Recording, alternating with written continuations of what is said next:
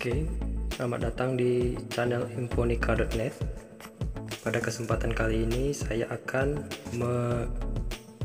membuat sebuah video tentang cara melilit sebuah trafo ferrit ya, untuk sebuah SMPS HB atau hybrid menggunakan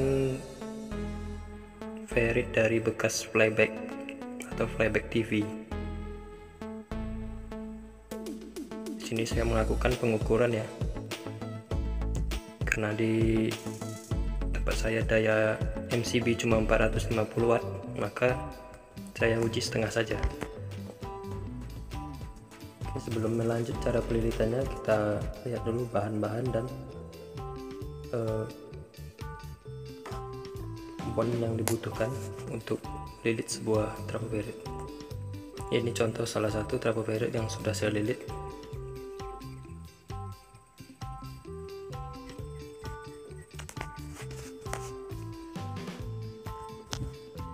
Oke, ini ada timah, maksudnya kawat email ya. Di sini kita menggunakan kawat email 0,5 mm.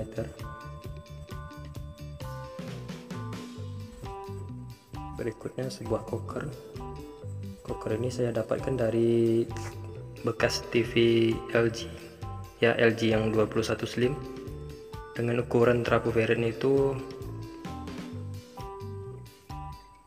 ETD 40 ya. Di sini ada 2 buah. Oke, jika kita ingin membuat non gap, bisa mengambil salah satu dari trafo ferritnya ya. Jadi kalau kita gabungkan nanti hasilnya jadi tidak ada gap. Seperti ini contohnya.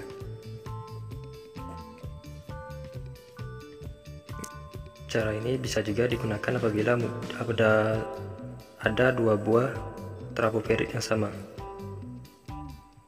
yaitu yang trafo ferrit sama-sama yang memiliki gap.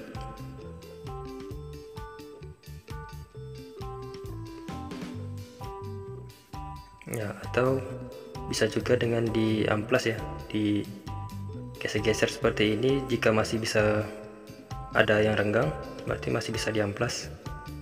Jika tidak bisa digoyang-goyang atas bawah macam seperti tadi, berarti tidak bisa diamplas karena nanti tidak akan jejak ya.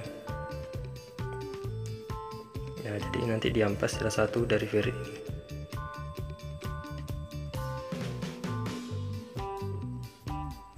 Pada kesempatan kali ini saya menggunakan sebuah bekas trafo ferrit. Saya ambil ferritnya, maksud saya bekas dari flyback ya, flyback TV, yang diameter lingkaran itu sebesar 1,5 mm. Sebelum digunakan dibersihkan dulu ya, jangan sampai ada celah atau kotoran-kotoran di antara hubungan dua gap tersebut, hubungan kedua ferritnya. Jadi jika ada gap nanti dia akan, atau kotoran-kotoran di bagian sambungan tersebut, bisa membuat MOSFET menjadi panas karena efeknya induksi akan berkurang ya.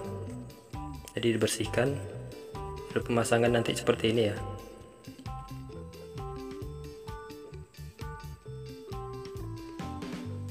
Oke,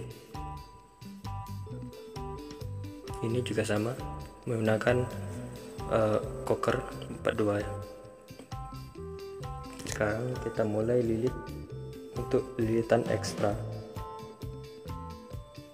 Lilitan ekstra sini kita lilit sebanyak 2 lilit ya, untuk mendapatkan 14 volt, karena per lilit nantinya akan didapati 7 volt ya.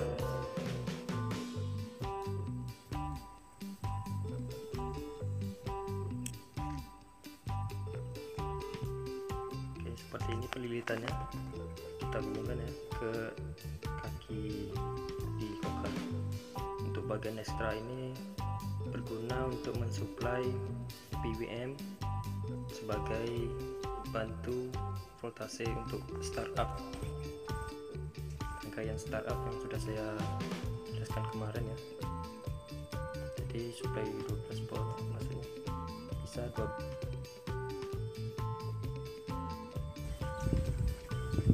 Jika setelah selesai, kita lanjut di bagian untuk lilitan primer ya. Sebaiknya lilitan ekstra ini jika perlu diberi isolasi ya, sebagai pelindung agar tidak terhubung dengan lilitan sekunder nantinya. Lilitan sekunder ini saya menggunakan kawat email 0,5 di ganda ya, atau di paralel sebanyak 6. Jadi 6 kawat seukuran 0,5 untuk lilitan sekunder. Lilitan sekunder ini saya bikin 2 kali ya. Ini untuk lilitan primer yang untuk bagian pertamanya. Kita lilit mulai searah jarum jam dari bawah sampai ke atas koker hingga penuh.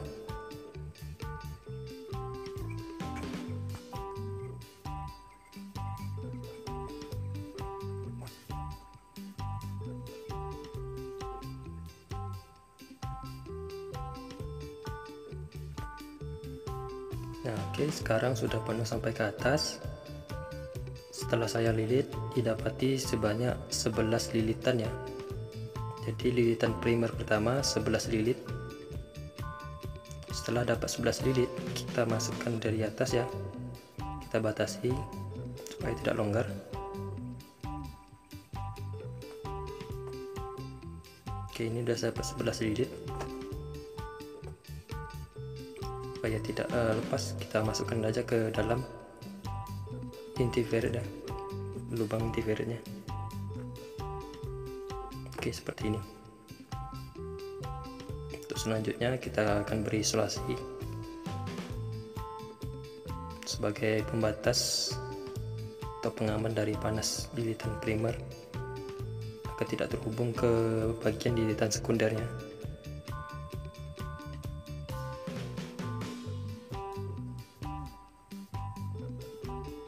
Di sini saya menggunakan bahan seadanya saja ya, dari barang bekas semuanya.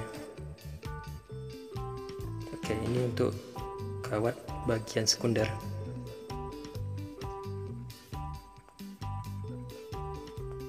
Kawat bagian sekunder ini saya gunakan 6 ya, sama juga ya, 6 kali 0,5 mm, karena saya lilit secara bersamaan, jadi totalnya ada 12 kawat. Kawat email 0,5 nya ada 12.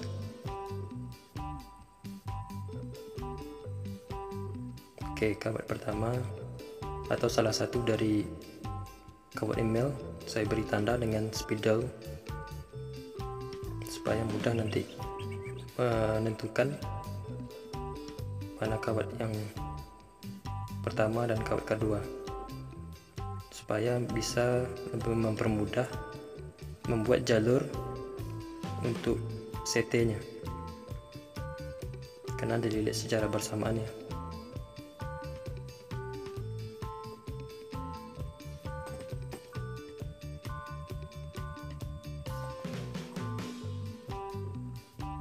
Oke, kita di bagian sebelahnya,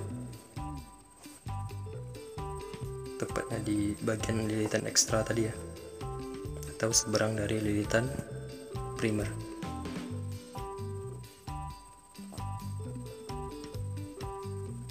Penempatannya seperti ini.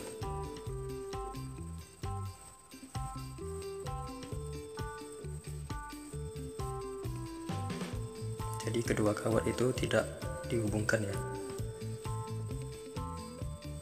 jadi secara berpisah, tapi satu lilitan kita buat.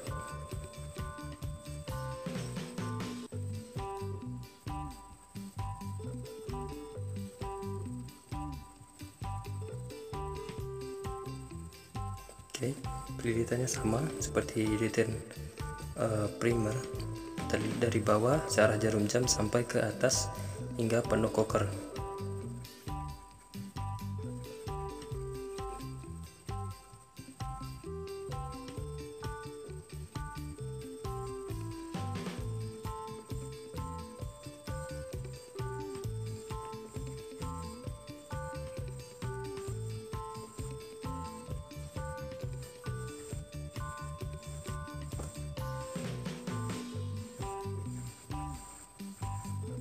Oke, sudah kita lilit. Nah, sudah saya lilit di sini ya.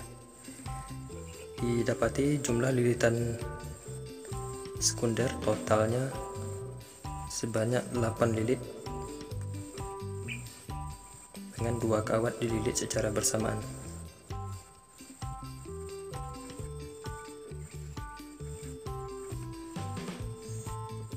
Jadi untuk per CT-nya akan didapati nanti sebesar 8 lilit ya. 8 lilit karena nanti kita akan membuat lilitan sekunder. Ya, maksud saya lilitan primer. Lilitan primer kita akan buat sebanyak 22 lilit.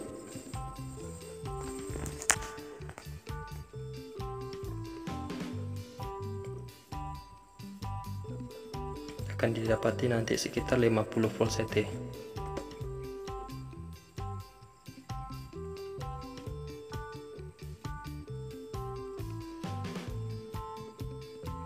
Oke, bagian sekunder sudah selesai dan sudah diberi isolasi.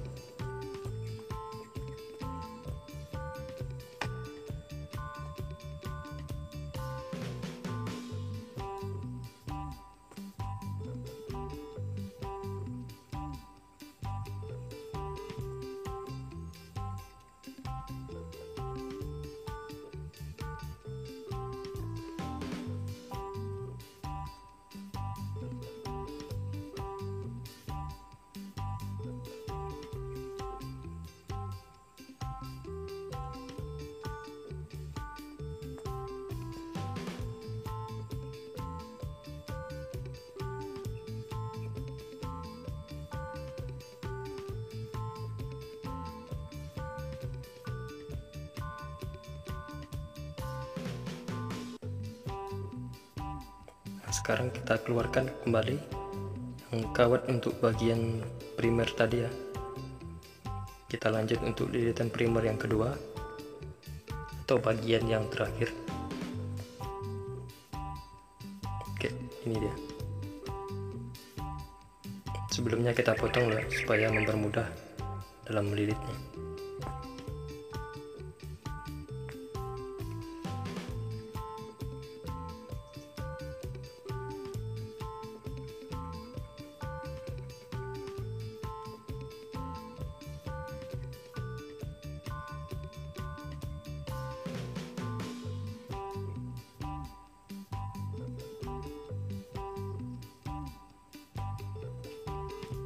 Nah, kita lanjut melilit searah jarum jam dari atas sampai ke bawah. Kita lilit sebanyak nanti target sebesar 11 ya, 11 lilit. Jadi target kita 11 lilit untuk total lilitan primer 22 lilit, lilitan sekunder totalnya sebanyak 8 lilit kali 2 yaitu 16 lilit ya. Karena dililit secara bersamaan maka hasilnya 8 lilit.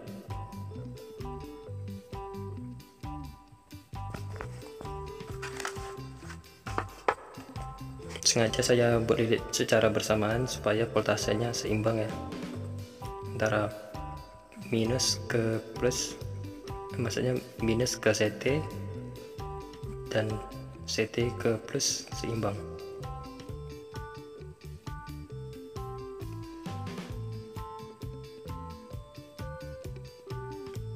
Oke, baik, lilitan primer sudah hampir selesai.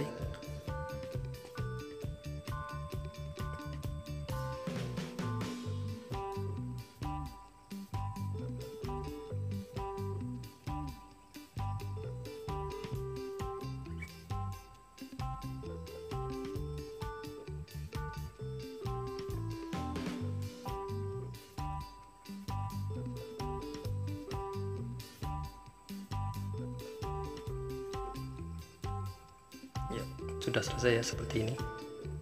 Itu awal lilitan dan akhir lilitan. Tapi untuk penggunaan di SMP SHB, lilitan awal dan akhirnya untuk bagian trapu utama bebas ya.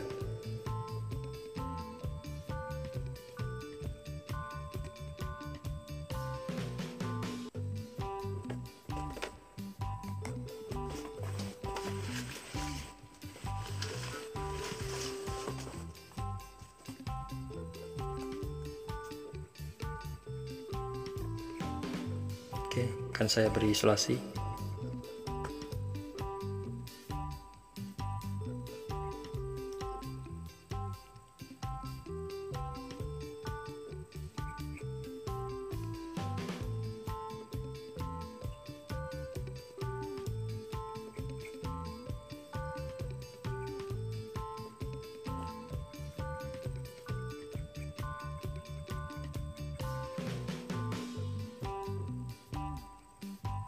Nanti setelah ini kita uji coba dan berhasil,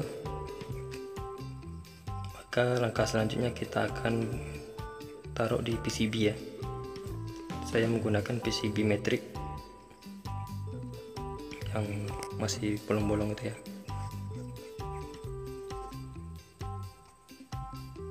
Kita gunakan di power amplifier nanti, apakah bisa atau tidak ya.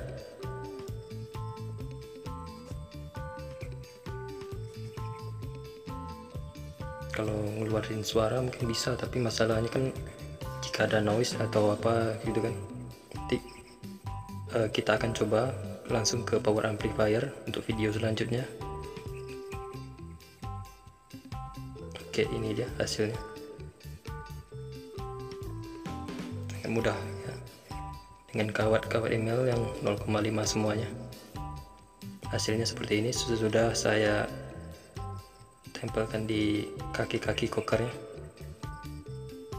dan lilitan sekunder. Bisa lihat di gambar, seperti di gambar proses penyambungannya untuk CT.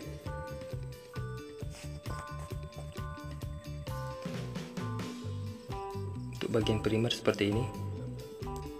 Ya, setelah dipasang dengan ferrit bekas playback, jadi seperti ini ya.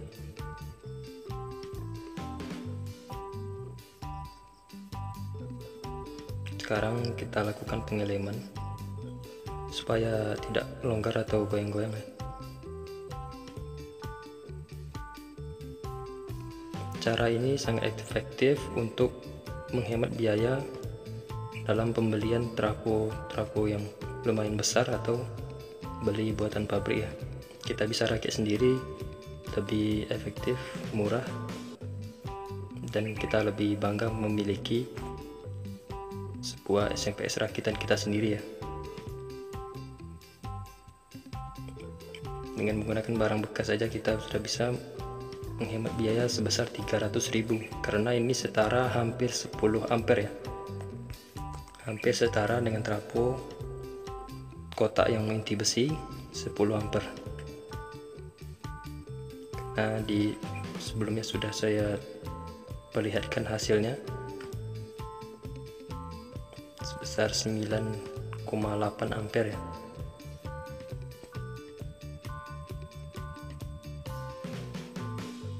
Jadi hampir mendekati 1000 watt.